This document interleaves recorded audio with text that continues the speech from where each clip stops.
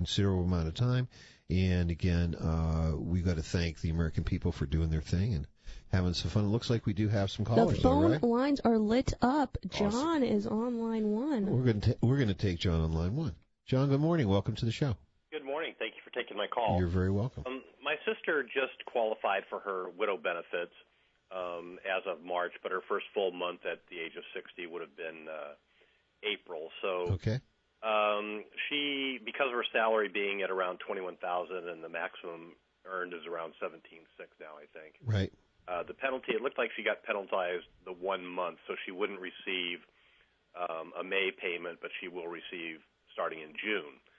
What will that mean for 2020? Will she be penalized January, or what month would she be penalized for in 2020? Sure. So it's going to work the exact same way, John, which is if it is projected your sister is going to earn that same $20,000, Social Security essentially takes their money off the top, so they're going to withhold the checks from her from the difference between $20,000 and the $17,000, $2 for every one. So probably January will be the only month that she will see the take back. Maybe a partial take back in February as well, and then she'll receive her checks as normal.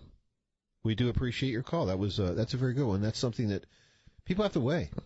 That's right, but it sounds like in John's sister's case it might make sense because she's only missing out on 1 or 2 payments and she's going to receive the rest, 11 additional payments the rest of the year. So. Exactly, and the cool thing is that her Social Security benefits are growing. That's right, with the survivor benefit, so unfortunately it sounds like Mike's brother-in-law must have passed away. Right. Or, I'm sorry, John's brother-in-law must have passed away. Mike's sister... John's sister gets access to the spousal benefit, but that does not impact her own benefit. It can continue to grow until she reaches normal retirement age, but it is subject to the take back like every other type of benefit from Social Security. Well, cool. Mike got a question. Mike, good morning. Welcome to the show. Thanks for calling. Yes, good morning. How are you today? Life is good. Good. My question is that I'm putting everything that I possibly can in my company 401. However, the company or the manager for our program does not give the best of services.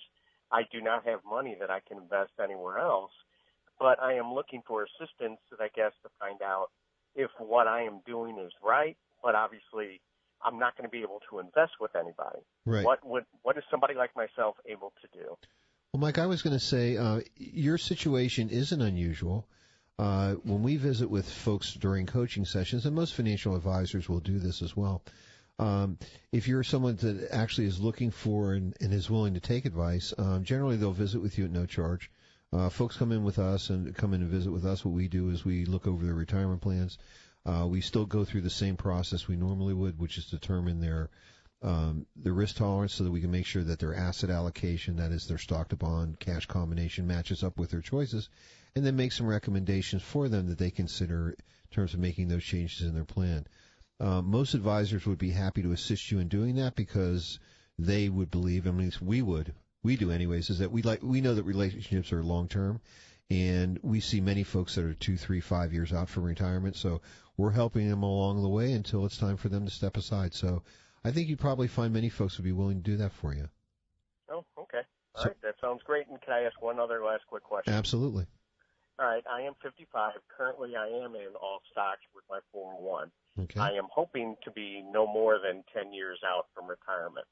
Is this something that I should be dialing back? Obviously, I have done great the last several years.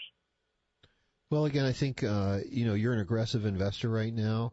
I think we'd want to be. Again, I think we can probably answer that better in the context of where you are in terms of how much you've accumulated in your total game plan. The truth is, if you've accumulated enough assets where you could retire, whatever, 3, 4, 5 years down the road, then you might want to consider dialing back slightly your asset allocation. Why take all your chips to the casino if they don't have to go?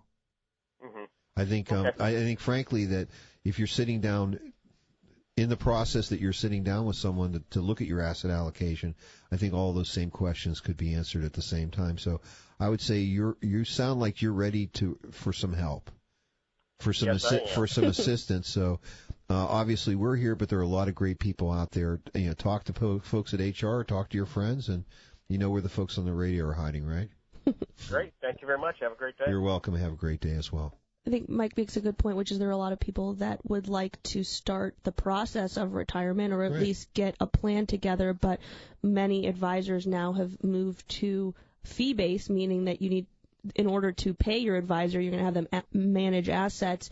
Many people have the majority, if not all of their assets in retirement plans with work. Sure. So it is important to go in and form a relationship, because with most advisors, you're looking to be with them for the next 30 years once you are retired. So forming the relationship early is never a bad thing. In our particular case, we'd probably see Mike once every 6 months, once a year, just to stay on track with him until he's ready to retire.